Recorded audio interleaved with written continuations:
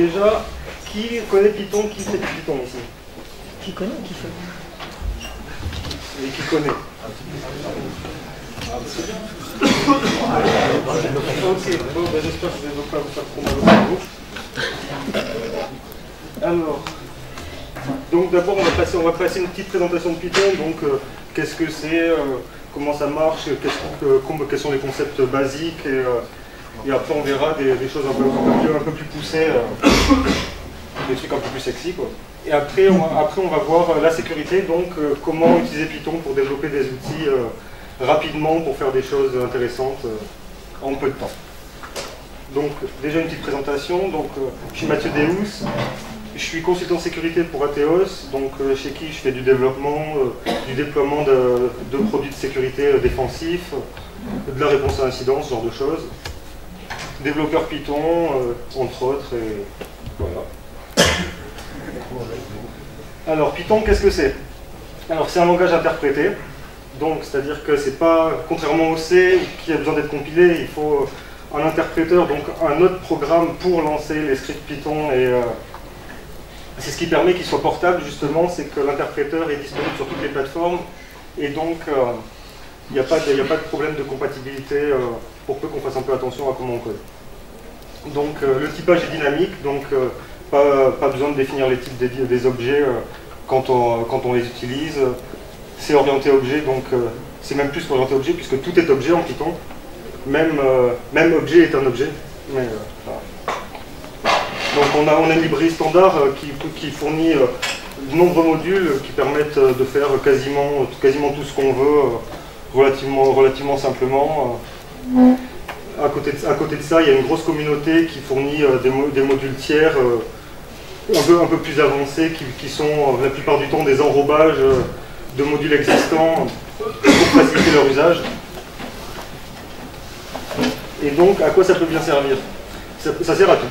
Ça sert dans le domaine scientifique, ça peut servir à de la visualisation, à du calcul par exemple sur le génome, ce genre de choses, à du développement web de plus en plus, à la sécurité, que ce soit pour développer des petits outils rapidement, ou des plus gros outils comme, pour en citer quelques-uns, SQLmap, qui est quand même une bonne grosse bébête pour exploiter les injections SQL, ou DFF des collègues qui sont cachés au fond.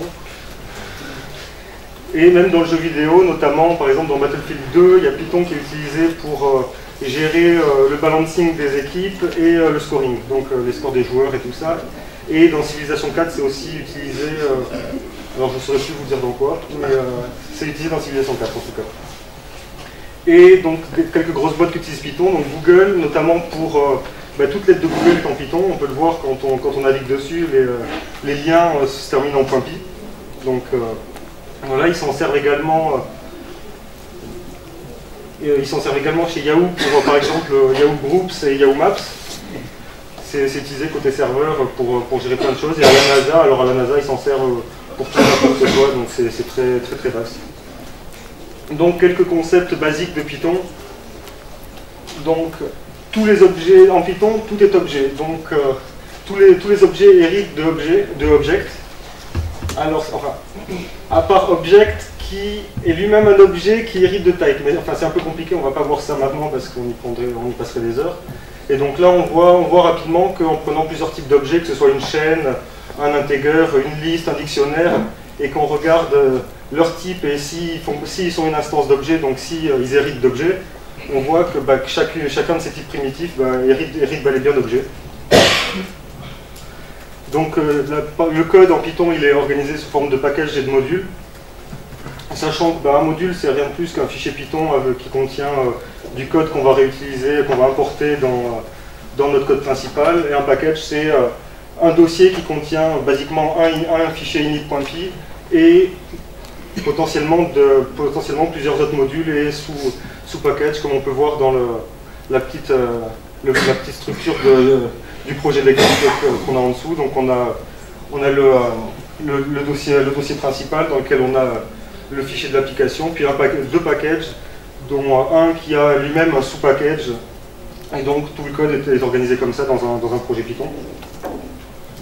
À l'intérieur d'un module, on a les imports, on a ce qu'on appelle les constantes. Alors ça, c'est pas vraiment des constantes en Python parce qu'on peut la modifier, mais c'est pas conseillé parce que par convention, au premier niveau, on garde les constantes, les variables qui ne bougeront pas.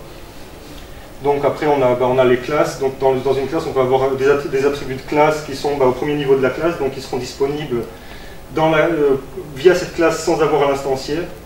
La méthode init qui est le constructeur de la classe, donc qui permet d'instancier cette classe et de préparer toutes les propriétés de l'objet qu'on va créer, et des méthodes donc, qui peuvent faire diverses choses et qui là ne font rien après, mais qui sont censées faire des choses. Et les fonctions qui prennent deux types d'arguments, donc des arguments positionnels, donc tout simple, et des arguments nommés, donc des arguments qui sont en fait un genre de dictionnaire. C'est une clé liée à une valeur, et pour pouvoir y faire référence et ou lui donner, comme là par exemple named args, il a pour valeur par défaut default value, donc ça permet d'avoir des arguments qu'on n'est pas obligé de passer lorsqu'on appelle ces fonctions. Donc là on va passer aux concepts un peu plus avancés qui font un peu plus mal au crâne.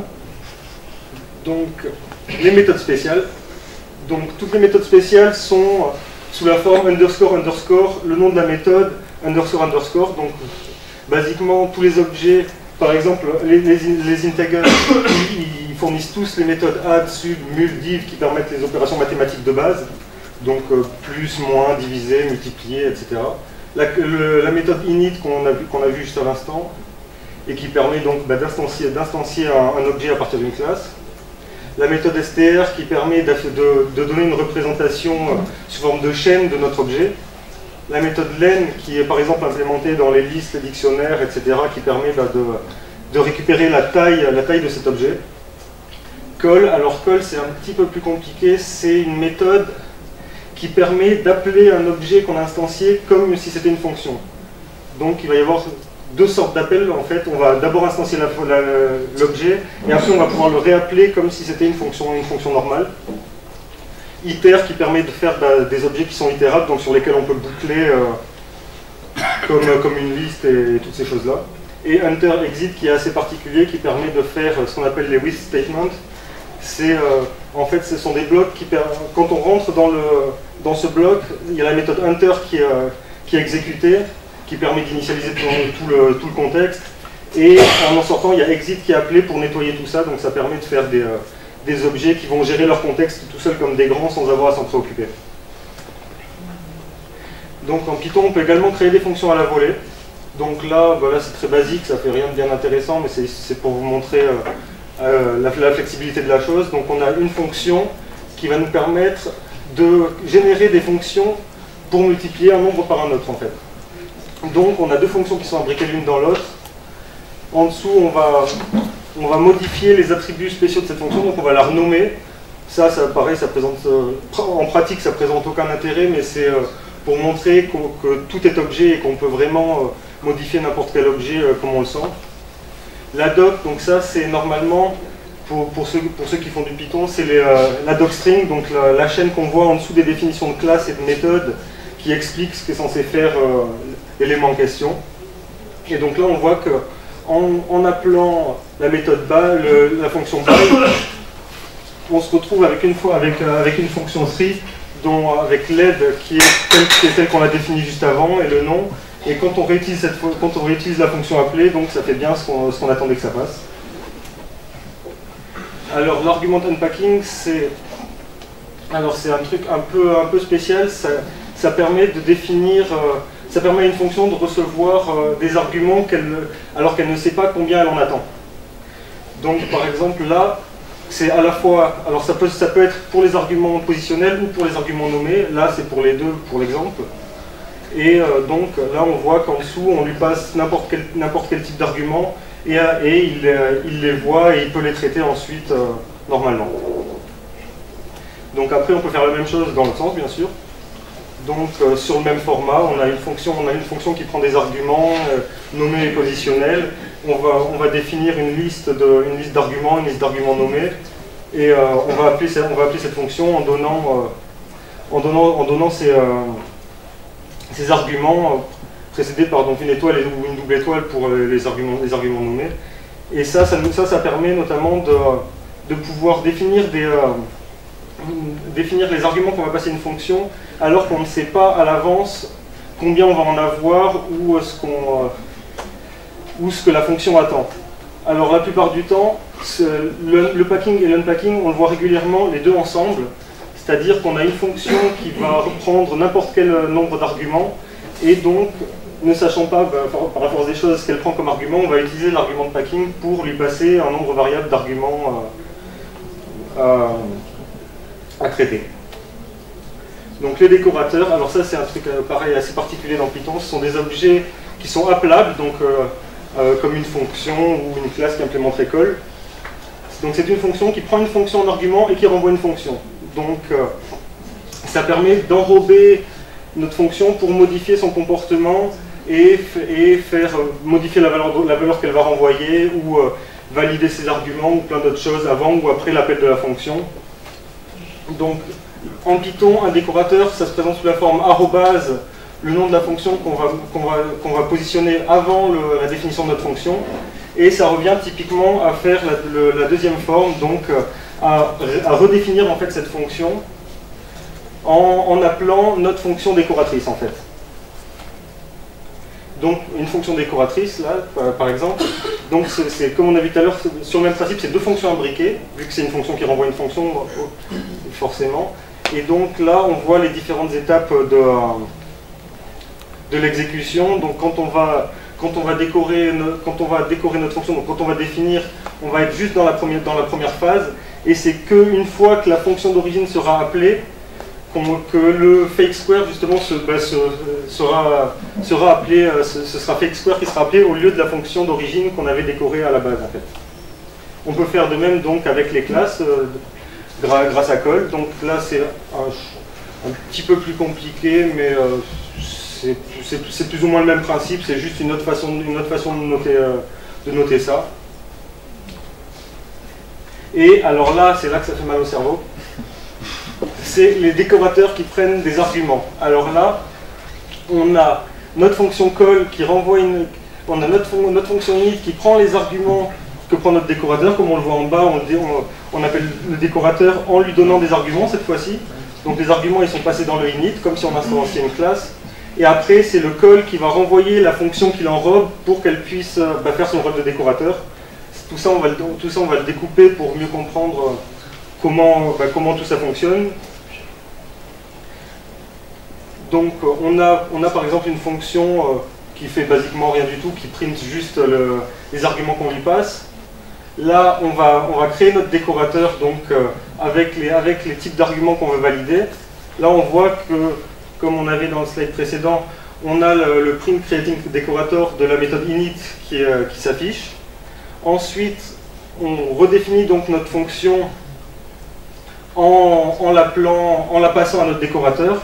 Là, on voit que alors on va revenir encore une fois en arrière. Là, on voit que juste au début du call, la fonction a été décorée en fait, mais la fonction wrapper n'a pas encore été appelée en fait.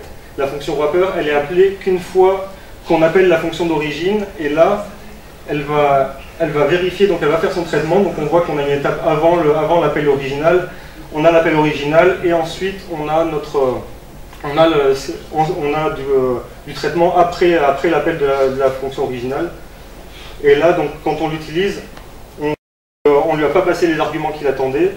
Il attendait un intégreur en premier, ça il l'a, mais il attendait une liste en deuxième, on lui a passé une chaîne et il queen, il n'est pas content et c'est normal.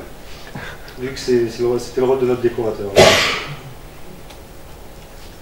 Donc, maintenant, on va voir comment on peut utiliser Python dans la sécurité donc pour développer des outils rapidement, pour faire des trucs un peu sympathiques. Donc là, ça va être encore une fois beaucoup de code où on va voir comment on a architecturé tout ça, comment on a tiré parti de Python pour aller au plus vite et au mieux.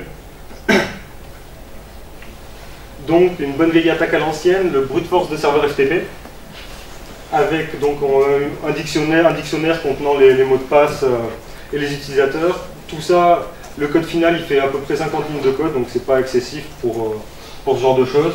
Et après, donc oui, pour chaque outil, je vais vous présenter des possibles améliorations. Après, c'est vous, si vous avez envie de vous amuser dans votre coin, bah, ça peut vous servir d'exercice, histoire de travailler un petit peu, quoi. Donc là, typiquement, on pourrait rajouter le support pour se connecter au FTP en utilisant SSL, ou l'attaque de plusieurs serveurs à la fois, donc avec du multithreading par exemple, et l'extraction automatique des fichiers qu'il y a sur le serveur, parce que une fois qu'on a cassé le serveur, autant en profiter pour se servir. Donc là, on a la fonction qui va nous servir à lire les fichiers donc, contenant nos mots de passe et nos noms d'utilisateurs. Là, vous voyez qu'on réutilise le WithStatement qui a été présenté tout à l'heure.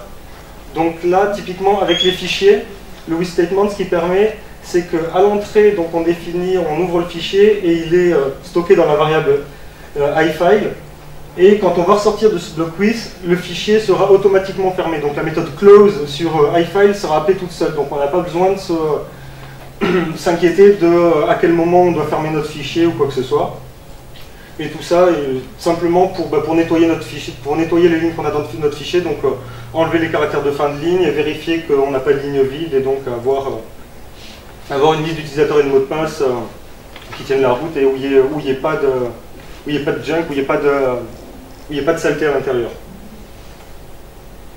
Donc la connexion au serveur, là toujours pareil dans une autre fonction, parce que c'est toujours plus propre de découper les choses en fonctions qui ont un rôle bien précis et qui ne font que ça et qui le font bien. Donc là, typiquement dans Python, quand je vous parlais de la librairie standard qui permet beaucoup de choses, on a FTP-lib qui implémente le protocole FTP qui permet de communiquer avec un serveur FTP et qu'on va donc utiliser pour se connecter au serveur, avec le bloc try except finally qui permet donc c'est un peu comme try catch en JavaScript, c'est de la gestion d'exception. Et le finally, il permet d'exécuter une portion de code, quoi qu'il arrive, qu'il y ait une exception ou qu'il n'y en ait pas eu, ce bloc de code sera appelé. Donc voilà, là on a notre petite fonction qui va nous permettre de voir si avec un username et un password donné, on arrive à se connecter au serveur, et puis notre fonction elle va nous renvoyer true si elle a réussi à se connecter, et puis false si le serveur lui a renvoyé une erreur ou lui a dit va mourir. Donc là maintenant on va voir un petit peu Scapy. Alors Scapy c'est sympa, c'est une grosse librairie qui permet de jouer avec les paquets, de jouer avec le réseau. C'est un genre de grosse boîte à outils qui va nous permettre de sniffer, de créer des protocoles maison, de faire plein de choses avec les paquets, même de faire du fuzzing. On peut définir les paquets, les couches qu'on veut dans notre protocole, dans notre paquet, et lui dire les champs. On lui définit les champs et on va lui dire fuzz tel champ, et puis lui tout seul comme un grand, il va balancer des données aléatoires dedans pour voir si en face ça crache et essayer de trouver par exemple des vulnérabilités. Et le meilleur dans tout ça, c'est que c'est super simple, Scapy. Comme on va le voir là. Hop, non, raté. Hop, hop, voilà. Donc là, on définit le protocole de Walt Disney. Alors ça, c'est tiré directement de la doc de Scapy, parce que j'ai trouvé ça marrant, donc je me suis dit que c'était pas la peine de refaire quelque chose d'autre alors qu'il y avait déjà quelque chose de sympa. Donc simplement un paquet, donc ce qui est appelé un paquet dans Scapy, j'aurais plus tendance à appeler ça une couche, puisqu'on va empiler nos couches. Ensuite on peut empiler nos couches comme TCP/IP, où on empile TCP par-dessus IP. Et donc voilà, donc on définit le nom, donc c'est tout simple, on définit le nom de notre protocole et on définit quel champ va y avoir dans nos paquets. Donc un champ Mickey qui est un short, donc un short ça va être traduit, alors après Scapy va le traduire en C entre guillemets, il va en faire, là on a un integer mais il va en faire un unsigned char en fait, donc le short il est codé sur un seul octet. Le X-byte field, c'est typiquement un champ qui est 1 byte, mais le X ça permet en fait de l'afficher en hexa pour une meilleure lisibilité. Et le enum field qui permet donc de donner un choix, donc ça sera un integer, mais le champ peut avoir qu'une des valeurs qui a été définie dans les valeurs qu'on lui a données. Donc 1, 2 ou 3 avec une signification textuelle pour pouvoir, quand on va afficher les paquets, ben, pour que ça soit plus parlant, comme on voit en dessous. On associe notre paquet en donnant nos valeurs.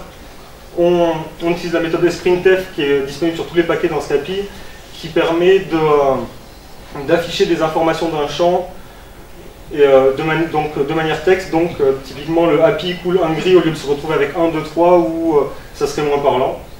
Et voilà. Et donc là, on va voir comment on peut extraire le four-way handshake WPA d'une capture réseau. Donc le but c'est juste, quand par exemple on fait une grosse capture, qu'on sniffe pendant des heures et des heures, on se retrouve avec un énorme point cap, et bah, c'est pas forcément utile de garder ça, sachant qu'on veut juste péter le handshake, on a juste besoin de nos 4 paquets du handshake en vrai pour effectuer notre crack, donc tout le reste est inutile. Tout ça, ça nous fait 20 lignes de code à tout casser. Et puis bah, là, l'amélioration qu'on pourrait rajouter, c'est par exemple filtrer sur un access point particulier pour ne récupérer les handshakes que de l'access point qu'on veut, au lieu de récupérer tous les handshakes qu'on a dans notre capture.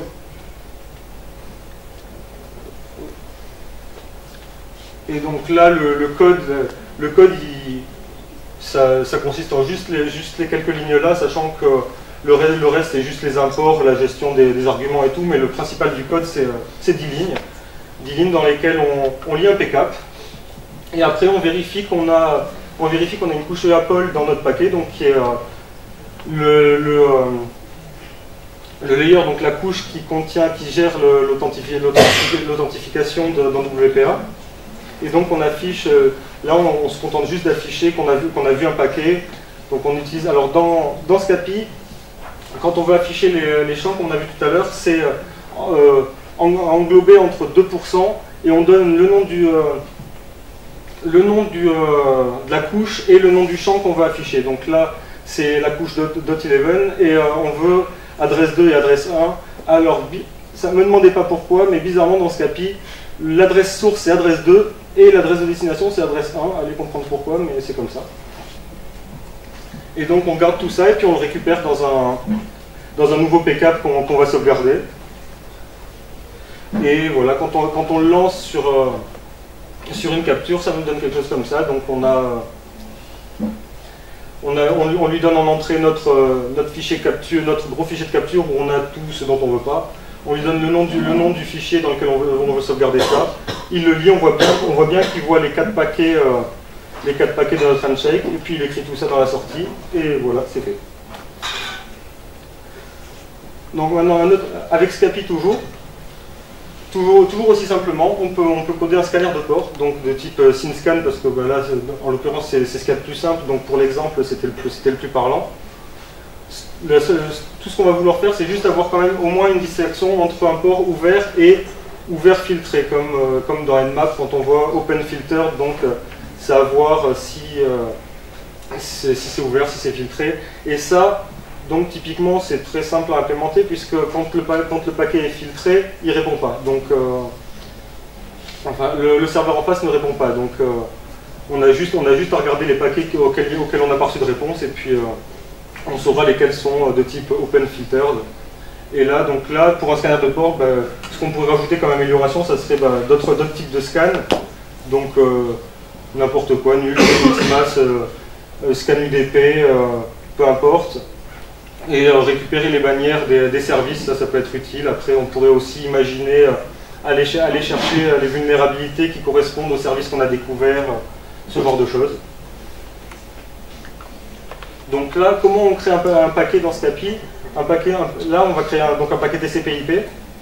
Donc, on crée d'abord notre couche IP qui contient notre adresse de destination, notre couche TCP. Alors, un truc qui est vachement sympa dans Scapy, avec les paquets TCP, c'est qu'on peut lui donner comme port de destination une liste de ports, et lui, tout seul comme un grand, il va générer le nombre de paquets qui va bien pour envoyer sur ces ports-là. Donc, en générant un seul paquet, en fait, on va générer tout un jeu de paquets qui va correspondre à tous les ports qu'on veut scanner. Et donc le flag, donc un flag S pour SYN, vu que c'est un SYN scan. Et les paquets, on les empile avec l'opérateur de division.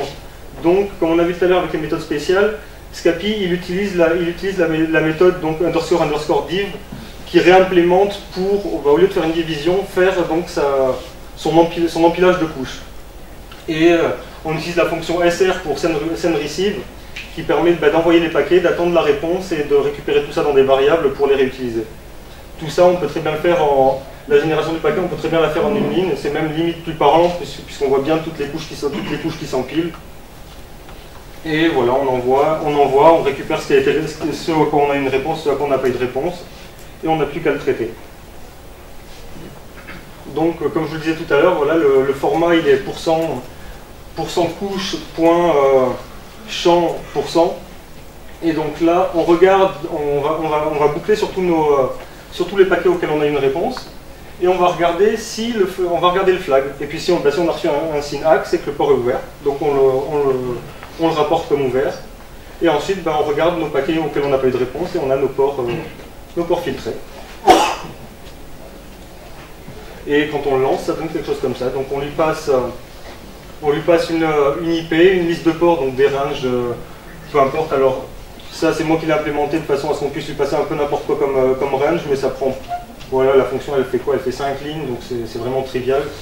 Et on a une sortie un peu à la Nmap. Bon, je prétends pas avoir recodé Nmap en 20 lignes, hein, mais voilà, on peut arriver à des trucs un peu équivalents sur des tâches bien précises qui peuvent être largement suffisants plutôt que d'utiliser une usine à gaz. Et donc là, un truc un peu rigolo aussi, c'est on va voir un petit outil pour détecter des injections SQL. Donc là, tel que je l'ai fait, il supporte uniquement le get. Après, libre à vous de lui faire supporter le post, l'injection dans des cookies ou quoi. Au niveau de la requête, c'est quasiment la même chose. On utilise les mêmes méthodes Python, les mêmes fonctions. C'est juste quelques paramètres à changer, donc c'est vraiment pas grand chose à implémenter. Là, il supporte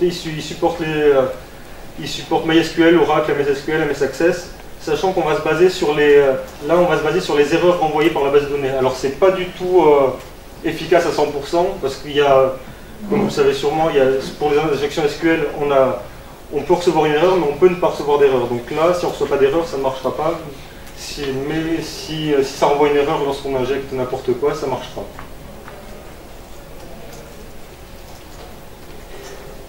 Donc là, j'ai défini une petite liste un dictionnaire en fait de clés-valeurs avec les différents SGBD et le message d'erreur qu'on est susceptible de rencontrer dans la page pour pouvoir le détecter. Donc pour MySQL, Oracle, pour deux types de MS SQL, pour MS Access, et on pourrait imaginer en rajouter pour supporter d'autres types de bases de données, ou des fois on a plusieurs types de messages d'erreur qui peuvent apparaître, donc voilà, on pourrait le compléter pour avoir quelque chose de vraiment exhaustif. Là c'était pas le but, donc on s'est contenté de garder le plus simple. Pour ça, on va avoir besoin de parser notre URL pour en extraire la base et les paramètres qu'on va vouloir tester. Donc pour ça, on a plusieurs librairies qui sont disponibles directement toujours dans la librairie standard, qui sont URL parse. Donc là, dans le paquet URL parse, on a une fonction qui s'appelle elle-même URL parse qui permet de découper une URL en donc protocole, l'hôte auquel il va se connecter, le pass, donc le chemin, la page et la requête. Donc ça, on utilise ça pour découper. Et ensuite, on reconstruit juste la page de base pour pouvoir après y greffer nos paramètres dans lesquels on va injecter de la donnée pour essayer de générer une erreur. Alors, pour parser la requête, vu que la requête là, elle est au format d'une URL, et on veut avoir quelque chose d'utilisable, on a quelque chose pareil qui est déjà fourni, qui est également dans URL parse, qui est parse QSL, qui permet de parser une query string, et qui va nous renvoyer une liste de tuples. Le tuple, c'est juste un type de liste qui n'est pas modifiable, c'est pas bien important là, dans notre cas de savoir ce que c'est. Et donc ça va nous permettre de récupérer un objet Python sur lequel on va pouvoir travailler proprement. Et donc on va demander à notre fonction de nous renvoyer l'URL de base et nos paramètres sur lesquels on va travailler.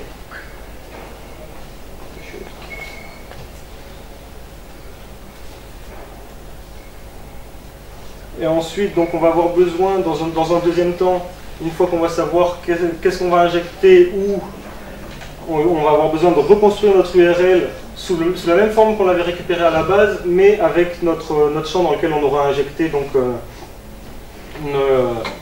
nos caractères pour générer notre erreur.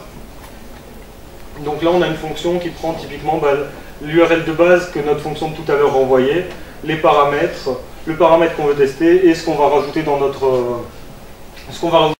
pour tenter d'injecter. Là-dessus, on va boucler sur tous nos paramètres, histoire de voir si un des paramètres correspond au paramètre qu'on veut tester. Si c'est le cas, on va lui rajouter notre caractère d'injection. Et on va rajouter ça à notre requête finale. Si c'est pas le cas, on laisse tel quel et puis on ajoute. Et à la fin, on voit qu'on récupère des paramètres qui sont URL encoded, donc qui sont directement utilisables dans notre URL pour faire notre requête. Et ensuite, on reconstruit tout ça en remettant ça à la suite de notre URL de base. Et là, juste la petite spécificité, c'est que la fonction, elle renvoie le payload aussi, donc ce qu'on a utilisé pour essayer de générer l'erreur, c'est juste pour plus tard dans le code, pour un peu plus loin dans le code, pour pouvoir dire qu'est-ce qu'on a utilisé, qu'est-ce qui a généré cette erreur en fait, pour pouvoir savoir lequel de nos payloads fonctionne. Ensuite, donc, on va avoir besoin forcément de voir si on peut injecter. Donc là, on va utiliser les fonctions qu'on a créées juste avant. Donc pour parser notre URL. Ensuite, on a une liste avec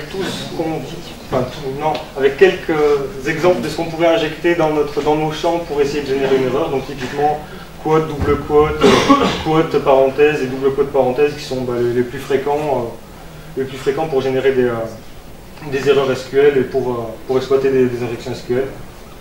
Tout ça, une fois qu'on a notre caractère à injecter, on passe tout ça dans notre fonction pour réencoder notre URL. On reconstruit notre URL avec la URL open. URL open, c'est une fonction qui fait partie du URL lib 2, qui est toujours dans la librairie standard de Python, qui permet de communiquer avec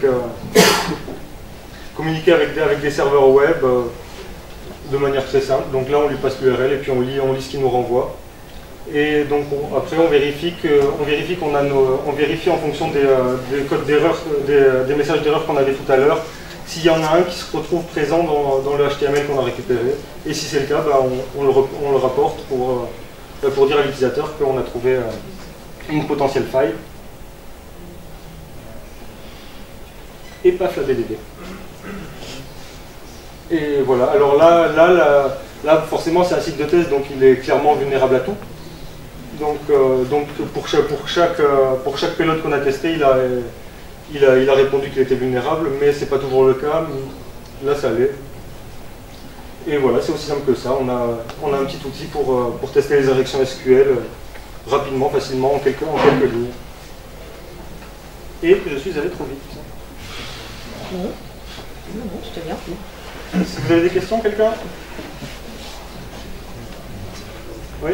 Dans l'exemple d'analyse de paquet de backup pour trouver la négociation oui. de WPA, combien de temps ça a pris? Parce que moi, mon expérience Scapy plus gros backup, c'est que ça rame. Ça rame vraiment beaucoup. C'est très bien pour générer un petit nombre de paquets, les envoyer et très facilement. Enfin, le côté prototypage, c'est ça qui est super dans Scapy. Mais quand il faut traiter des grandes quantités de données, j'ai pas testé sur des très grosses quantités de données, mais sur plusieurs mégas ou même plusieurs centaines de mégas, c'est quasi instantané. C'est de l'ordre de quelques secondes à tout casser.